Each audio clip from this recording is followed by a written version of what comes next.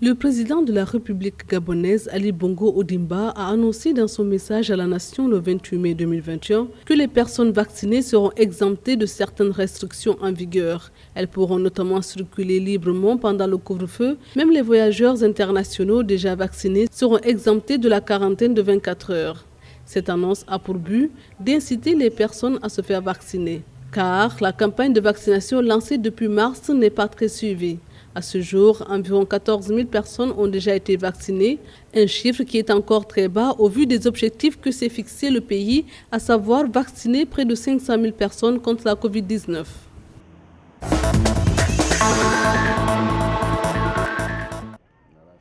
En Tunisie, la situation épidémiologique en relation avec la propagation du nouveau coronavirus est toujours alarmante et exige de la vigilance. Tels sont les propos tenus par Faisal Ben Salah, directeur général de la santé au ministère tunisien de la Santé, vendredi 28 mai 2021.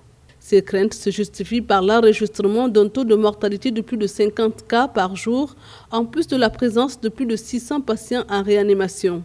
À noter que la Tunisie a réceptionné 256 000 nouvelles doses du vaccin Pfizer dans le cadre de l'initiative COVAX. Avec ce quatrième lot, le nombre de doses attribuées à la Tunisie dépasse les 600 000 doses.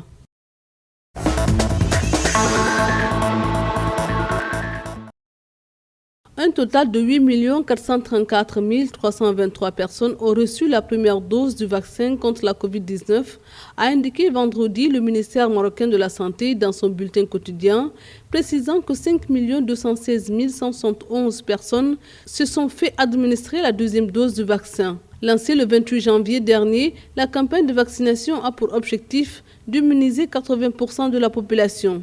Le Royaume a recensé 336 nouvelles infections au cours des dernières 24 heures pour un total de 518 458 cas confirmés de Covid-19, dont 9 135 décès et 506 443 guérisons.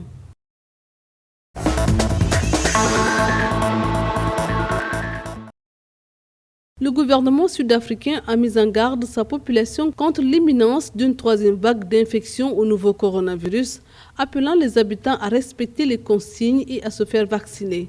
Une nouvelle vague frappe ainsi déjà les provinces centrales de Gauteng et de l'État libre.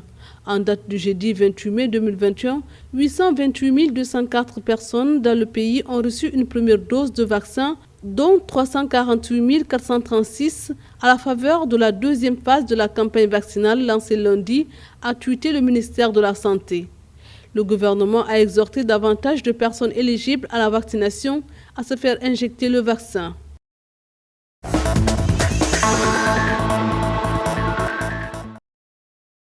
Au Sénégal, 48 nouveaux cas positifs au coronavirus et 2 décès ont été enregistrés.